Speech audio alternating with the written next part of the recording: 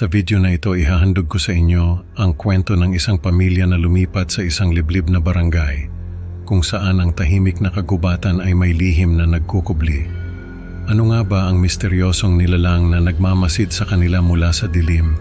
Ang kanilang anak na tila may kakaibang kaibigan sa kagubatan ang naging susi sa mga nakakakilabot na pangyayari.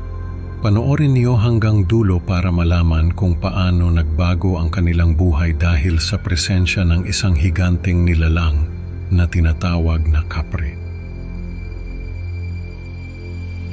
May isang pamilya ang lumipat sa isang liblib na barangay sa probinsya.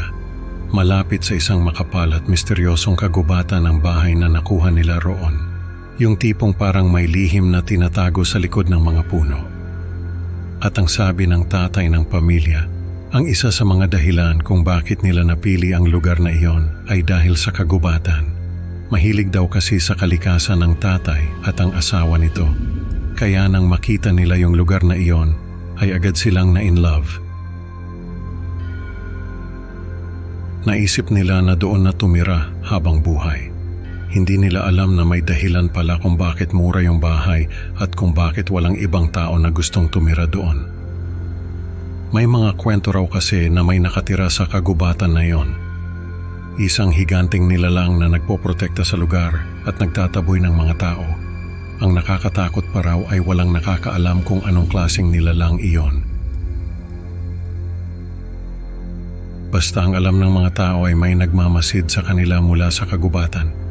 Hindi na raw nagtanong pa ang tatay dahil baka ma-offend lang yung mga kapitbahay nila. Isa pa, hindi naman sila naniniwala sa mga ganong bagay. Ang gusto lang nila ay makahanap ng tahimik na lugar na matitirhan.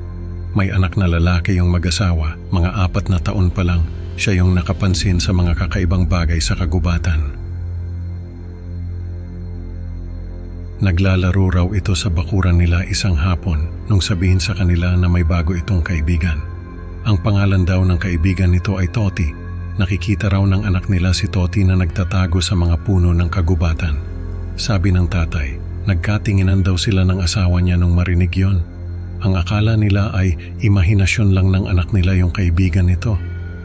Hindi na lang daw nila pinansin yon pero sa loob-loob nila medyo nag-aalala na rin sila. Pero habang tumatagal ay nagiging mas kakaiba yung mga kwento ng anak nila tungkol kay Toti. Naglalaro raw sila sa gabi tapos ay pinapasan daw siya ni Toti sa balikat nito.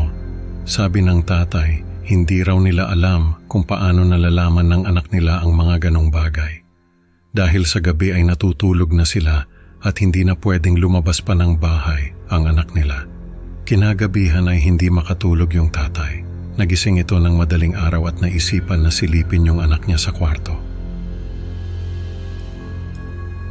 Pagpasok niya ay nakita niya na may mga dahon ng puno sa kama ng anak niya.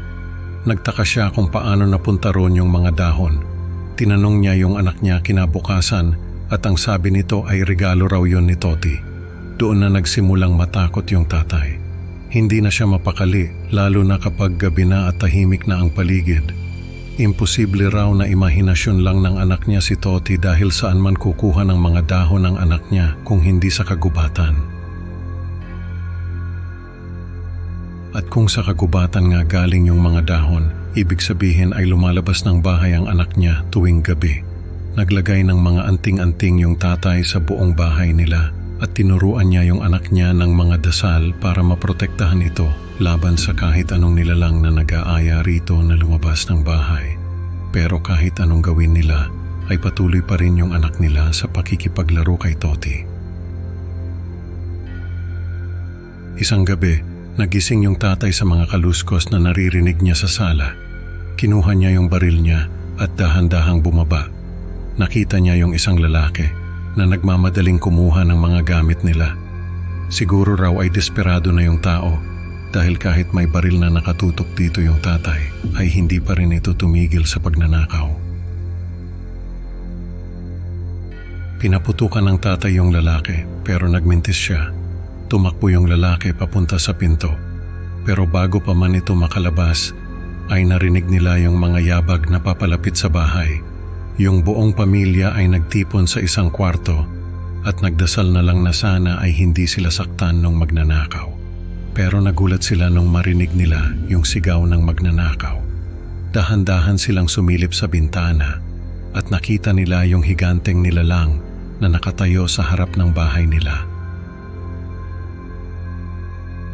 Pulang-pula yung mga mata nito at nakatingin sa kanila. Halos hindi na raw makahinga yung tatay sa sobrang takot. Nakita nila na yung magnanakaw ay hinila palabas ng bahay. Nagpumiglas ito at nagmakaawa pero wala na silang narinig pa. Tumakbo palabas yung magnanakaw pero hindi na ito nakalayo pa dahil hinabol ito nung higanteng nilalang. Nakarinig sila ng sigaw mula sa kagubatan, yung tipong nakakapanindig balahibo, at pagkatapos ay katahimikan na. Parang biglang huminto ang mundo nila sa takot. Kinabukasan ay nag-empake na sila. Napagdesisyunan nilang mas mabuting umalis na lang kaysa manatili sa lugar na may kakaibang presensya. Hindi naman nila sinabi sa mga ito yung dahilan ng pag-alis nila. Baka kasi isipin ng mga ito na sila yung nagdala ng magnanakaw sa lugar nila.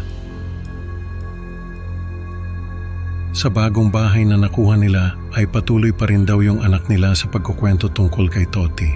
Sabi ng tatay ay natatakot pa rin sila hanggang ngayon. Dahil ibig sabihin ay may koneksyon yung anak nila sa nilalang na yon. Napag-alaman nila na ang tawag pala sa nilalang ay kapre. At mukhang nagustuhan yung anak nila kaya binigyan sila ng proteksyon. Parang may espesyal na koneksyon na nabuo sa pagitan nila na hindi nila maipaliwanag.